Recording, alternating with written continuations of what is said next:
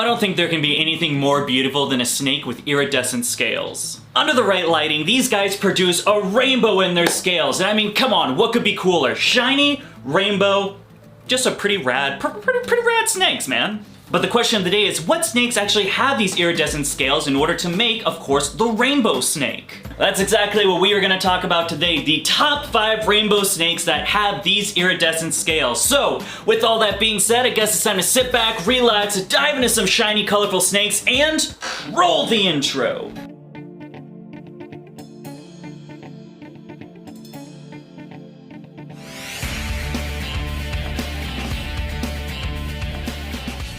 And kicking off this list, we're going to be starting with the most obvious choice, number 5, the Brazilian Rainbow Boa. Now, of course, the Colombian Rainbow Boas also have these iridescent scales. However, I just find the Brazilian to be an all-around better choice. I believe the Colombians are a little cheaper, but other than that, I think Brazilians really take the cake on this. So we'll be starting with those. Now, what is there to say about the Brazilian Rainbow Boa? Of course, it's pretty much the stereotype when you think of these snakes with iridescent scales. Super shiny. I believe it plays on very well with the nice red undertone they have, and then, of course, adding these iridescent scales, you get this shiny, rainbow, colorful snake. And honestly, I mean, come on, they're just beautiful.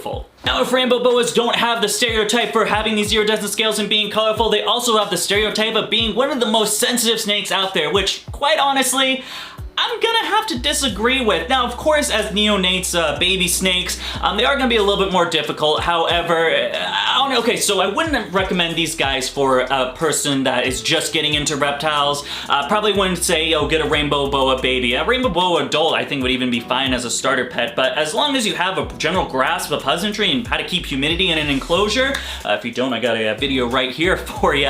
I don't think Rainbow Boas is that hard. Just keep them wet, make sure they have plenty of hydration, a nice water bowl. Never let that water bowl empty, and then as they grow into adults, they become a lot hardier than what they do as babies. Quite honestly, when it comes to the ease of care, I think Rainbow Boas are going to be the easiest to care for on this list and just easily maintain. So if you already have a general grasp of husbandry, I say go for the Rainbow Boa baby, keep it wet and you'll be good to go. If you're a little bit more on the less adept side of reptile husbandry, however, you are just hell-bent on the Rainbow Boa, make sure you do that proper research and try to go for a little bit older, that sub-adult to adult range, instead of getting just fresh out of the egg neonate. And real quick, guys, before we move on to the next reptile on this list, you can do me a huge favor, go down there, hit that like button and that subscribe button for me. I'd really appreciate it. Thank you so much. Moving on. Moving on, we have a snake that is a little bit less uncommon and definitely more hard to keep than the Rainbow Boa, and that is going to bring us to number 4, the Sunbeam Snake.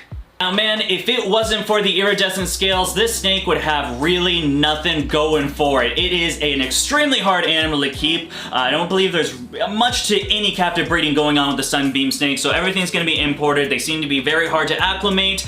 You never see them. They're burrowed all the time, literally all the time. Not the best attitude, hard to keep, but they are shiny, so I don't know, man. I guess there's one pro in there out of the handful of cons. But what really makes a Sunbeam Snake just not a very fun snake to own? Well, number 1, they're a burrowing snake. Much like the Kenyan sand boa, which was the biggest contender of something I missed in this top 5 most boring reptiles list, you're never gonna see them. They're gonna be in the ground 90% of the time, and pretty much an empty cage with a bunch of substrate in it is what you're gonna be looking at for most of the time. Beautiful, beautiful snake.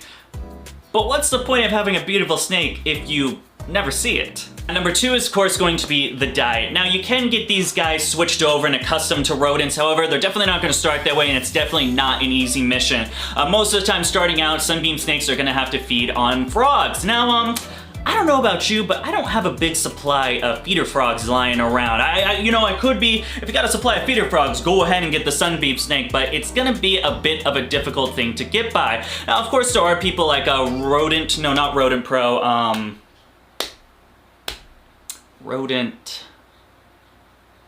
the sausage links. I can't remember what the business is called. They have the little scent, the frog scent and gecko scent, and that seems to work in some cases, or in some cases it wasn't, or it doesn't. And if you have the case where that scent isn't gonna work for you, I hope you have a place where you can get some frogs for a good price. And lastly, captive bred availability. Like I mentioned a little bit earlier, I really don't see any captive breeding going on. I could be wrong, there could be some, but there is little to no captive breeding. So 90% of the time, you're gonna get a wild-caught import. And in my personal experience, it seems that wild-caught imported snakes are a lot harder to acclimate than your standard gecko or lizard. Not sure why that is, and maybe that's not the case for everyone, but for me, it's definitely true. Getting a sensitive animal, especially a snake, with a food source that you don't really have, of course giving a habitat where you're never gonna see them, the iridescence on that snake, it's wearing a lit thin. It's really, that's all it has riding for it, and there's a lot of baggage which comes to it. I think the cons are gonna outweigh the pros in this scenario. But moving on, let's get into a snake that has definitely a lot of availability out there. However, only some of these snakes have these iridescent scales, and that is gonna bring us to number 3.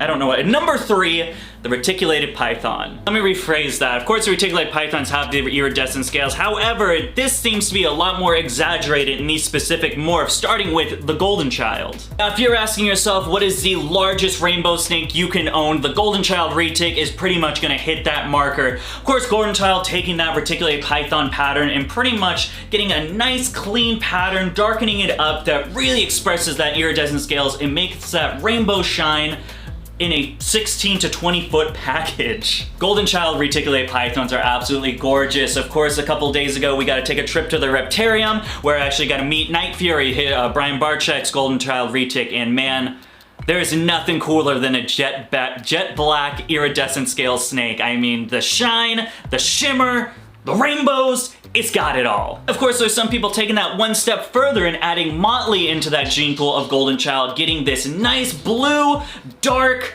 rainbow snake. Pretty much what's on the list. So while the Reticulated Pythons do have the iridescent scales, it's really a lot more pronounced and exaggerated with these specific, especially the motley Golden Child, but even the Golden Child mutation. But hey, maybe you're thinking to yourself, Dakota, I don't want a 16-foot rainbow snake, but I also don't want the 3-foot really hard Sunbeam Snake either. Well, I think I have a pretty good middle ground for you, and that's gonna lead us to number 2, the Whitelipped Python. Whitelipped Python is just a beautiful snake. Of course, those dark browns to jet black, the rainbow scales, we always gotta talk about the rainbow scales, but taking that one step further, they have the beautiful pearly white mouth. Of course, getting the name Whitelipped Python, these guys are just, they're really cool. You don't see them very often, and I think that has to do with, again, a little bit about the Sunbeam Snake, that readily availability. Most are imports, a little bit hard to get acclimated. I believe they are easier than the Sunbeam Snake in my opinion, but still a little bit tricky. However, unlike the Sunbeam Snake, I think the Whitelipped Python is worth it. You're gonna have to put in a lot more work, but you get a beautiful, just absolutely gorgeous display animal. Personally for me, I've never worked with the Whitelipped Python. However, we have worked with what I like to call a close cousin, the Savu Python.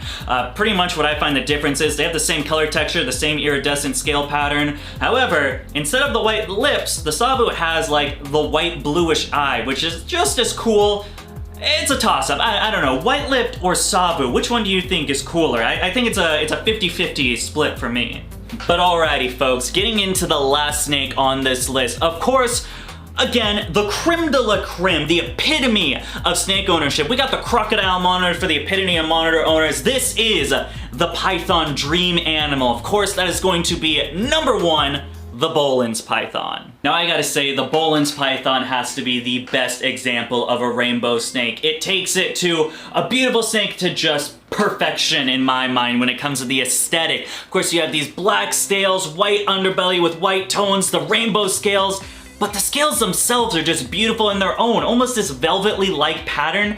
It's no wonder why the Bollingers Python is such a raved about and wanted animal. While it does fall into the category of a lot that we talked about, breeding is basically nowhere. I believe there's a guy in Germany that's having a bit of success, and that is about it. Some here and there, but really nothing with what we need. You're gonna get a lot of imports, acclimation's gonna be difficult, everything that we talked about, the price tag's gonna be a lot more expensive than some of the reptiles we talked about. However, in my whole humble, gracious opinion, I think the Bollingers is worth it, man. I think if you really want just one of the most beautiful snakes out there, you're gonna have to put in the work, but at the end of the day, it's definitely gonna be worth it. There you have it, folks. The top 5 best examples of the rainbow snakes with those beautiful iridescent scales. But now it's your turn. Drop me a comment in the comment section. Did I miss an animal out here? Was there better examples of rainbow snakes, or did I get them all right? drop a comment. If you haven't had enough of this top 5 video goodness, we got a great playlist over right here. We got a couple of awesome videos also. Right down here is where you hit the subscribe button. Hit the subscribe button, which I'd really appreciate. That is gonna wrap it up. Thank you so much for watching, and goodbye.